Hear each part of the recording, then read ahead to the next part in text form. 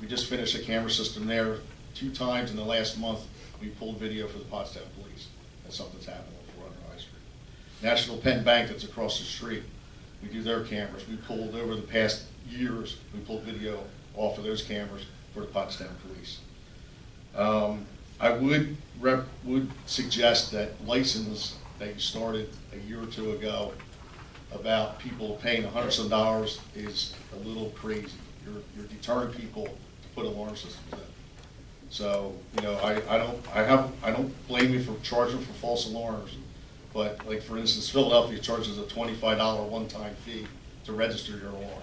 And I understand you need the information on who owns the property and things like that, but charging $100 for somebody to have an alarm system in their house is a little excessive compared to other locations. So, and you know, my business is good. I've been getting a lot of calls from the Pottstown area. We're putting systems in probably every other day in Pottstown. So if there is some type of committee, I volunteer myself to help you form some type of crime prevention. Thank you. Thank you. We do have a committee. In fact, Vice Chair Gary is the chairman of it, so he will be getting in touch. Very good, yeah. Thank you. You're welcome. Alan Atshall.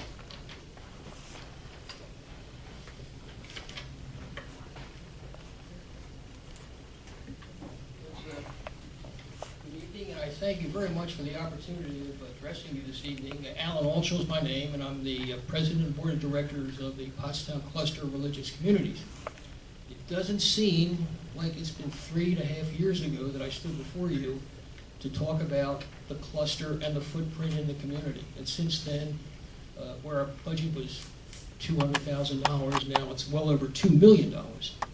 And I thank you all for your support as far as what you have done to help us do what we've done to make the footprint meaningful to this community. I'm here really to tell you a story about what is meaningful to us, real life. This is not a scripted reality show, this is real. Recently we had the opportunity to talk with Pat Mascara of JP Mascara. And I can only tell you that what a benefactor and what a partner he has been in helping us to make the footprint and to do what we're able to do to give back to this community. He's a gentleman. There's an opportunity here, and it's all boils down. Even though we're a nonprofit, we still got to make profit to stay in business. He understands this. Whatever it is that he's conveying to you this evening, whether it's a 3 or a 5-year program, he is with this community. He backs up what he said he's going to do. And with that, I just suggest to you to think very seriously about the opportunity of locking in a 5-year contract so that there is no escalations after the 3rd year. He's a man of his word. Thank you very much. Thank you. Aram Eckert.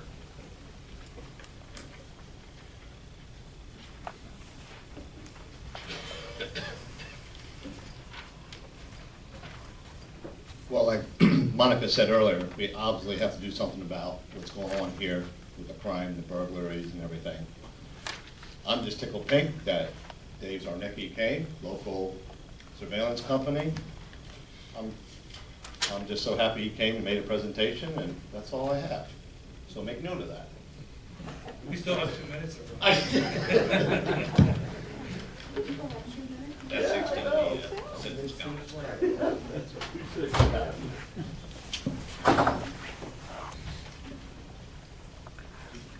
Okay, Mayor's report. Good evening. I'd just like to top the report by congratulating the staff once again and commending them on bringing forth no increase to the taxpayer in the 2015 budget that will be coming forward. In that, we were made aware of one particular increase in service that was very interesting to me. I mean, I'm ecological minded.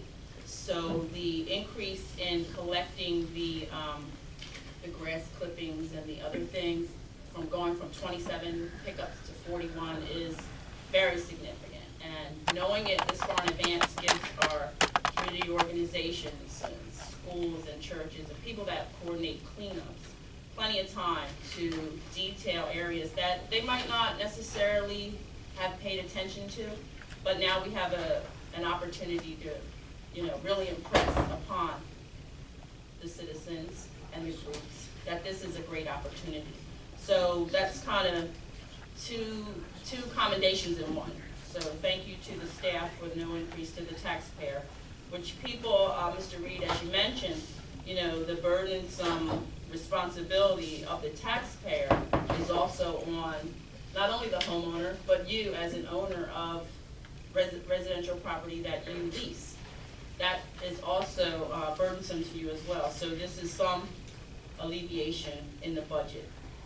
Regarding the crime, I just want to say that the recent robberies in Stowe and the recent murder have led to an arrest. And Chief Drumheller, would you like to expand upon those things that are so recent just this afternoon? As you are unaware, we made an arrest on the murder, and the person's in custody and in jail. Just want to let you know that we solved the 2 robberies that were accommodating that, but I also want to caution everybody of optimism because we're still looking for a couple more people. We will stay diligent, we will keep after it, and like I said, we don't have much to quit. We keep working on it. I believe my quote for the paper was beehive activity that detectives do. That's where we go.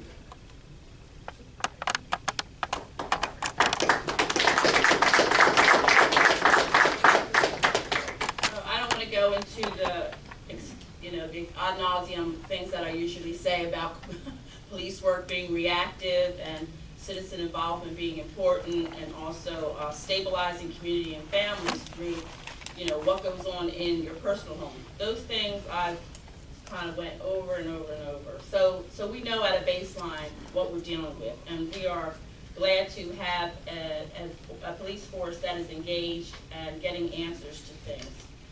Anyone that came up regarding the crime, if you would like to leave any specifics with the chief before you leave, he just stood up, so everybody knows who he is, and don't feel intimidated to leave information and to get information. There's an anonymous tip line that you can call in to leave information about crime that's going on in your area. I know there was someone that stood up about drug activity. So there's been somewhat of a hiatus with a lot of different changes in the department, with 6 new officers coming up to speed, the community response unit being put back together and back out on the street, and the chief has concurred with the DA's office for additional support.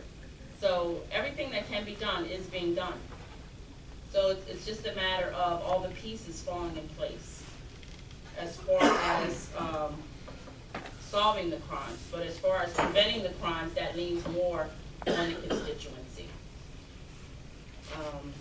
And besides these recent crimes, there are still unsolved murders in Pottstown that have not been solved for many years because there are no witnesses to speak about what has even happened. So we hope that that trend doesn't continue. I'd just like to say something about Pottstown and the financial house. So it was 2006 the first time that I sat in this seat, and I think some of you were here for one of the grueling budget sessions that lasted until 1 a.m., where the budget was meticulously picked apart and reviewed, which led to the EAP intervention for the finances of Pottstown. So no credit to me, but the reason that I came to sit here was to sit on behalf of the interests of the community, and that was one of the first things that was an outcome. And so the Finance Committee in the next legislation, as you would call it, has had more encounters to be able to fine-tune what's happening in our financial house. And we see, again, several years of no increase. But we have increase in services. So all that to say, we're looking good financially. So now we have to look good on social media. Now we have to look good when somebody hits Pottstown, PA. What are some of the first things that come up on social media about our town? What is the first impression of many of the blogs and many of the Facebook pages? And of course, we would love to believe that it's a good old-fashioned reality of how we live, but it's a cyber tech reality of how we live and how impressions are made. And even the fact that first impressions are long-lasting. So we want to consider when we're making movies and reposting what is being said up here, that when you make it a parody, the joke's on you. So let's take it serious, you know, the things that are said by the councilors, council president, and, you know, everything that goes on. We're working hard to respect the continuity of the constituents, and making an expectation outward is not out of line. It's very much in line. So when our investors look and they see those things, those investors are the ones saying, I don't think I want to go there. But that's their call based on what they see and how they evaluate it. I know that I want to speak now about the Housing Visions and the Beach Street project. Housing Visions was here and presented under oath and testimony regarding the parking availability in the current neighborhood. And I realized that this is one of the concerns of a few councilors, because emergency service access, current parking dynamic, it's kind of tight. But we're in a position here where if we don't do something, it's no good. And if we do something, it could be potentially no good on some points. Not that those points can't be tweaked. So I was kind of disappointed with Housing Vision's presentation when they were asked, how do you expect the current residents to park? Where are they going to park when you redevelop this building and have your assigned parking for your building? And their response was 2 to 3 blocks away. So I'm an advocate and a mediator between the community and the government, and the redevelopment and the community, and the redevelopment and the government.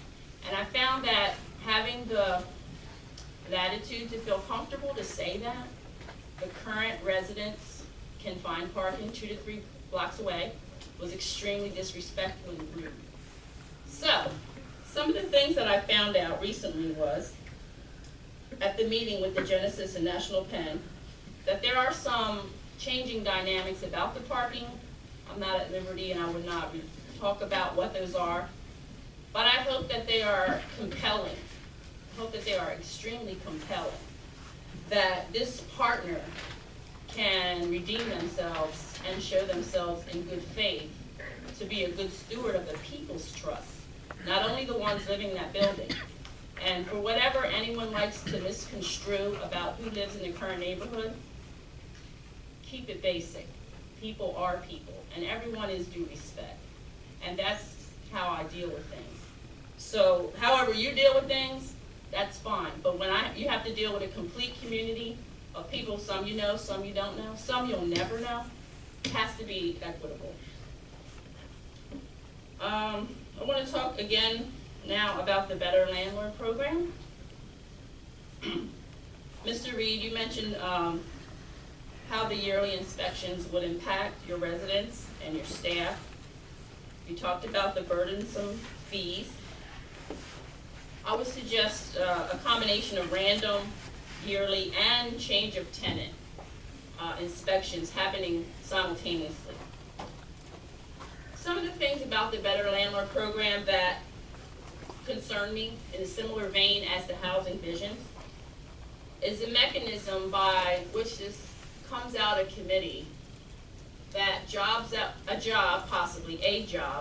was available to a local resident was put on the table and money reappropriated to the tune of $18,000 to support this program under a consensus comment that we haven't been able to do this for years. Haven't been able to do what? Hold accountable people that are doing things disingenuous to the tenants. At the same time, there are very disingenuous tenants that are creating havoc for landlords. So it's not one side or the other. So I'm standing right in the middle, and I'm looking at this and saying that our money goes to support a program in Utah. Somebody in Utah can benefit from money from the borough, and better landlords will be produced because ... That's the end of my report. Any questions? Okay, manager's report. Thank you, Mr. Attorney. I believe you're probably all aware that this past Thanksgiving morning, sadly, a motorist lost her life when her vehicle plowed into the lower pump house at the wastewater treatment plant. Just want to let council know that although sad as it is, and there was substantial damage to the building as well, system integrity was maintained, and there were no issues that needed to be addressed of a serious nature. However, the building itself was heavily damaged, and our insurance company is in the middle of working on that. I want to let you know that with the approval of the 2015 capital budget, that's provided that the budget passes, we will be in a position to acquire in early next year a asphalt recycling pothole repair device that should make it easier for us to deal with potholes through the winter, and they will be hot packed.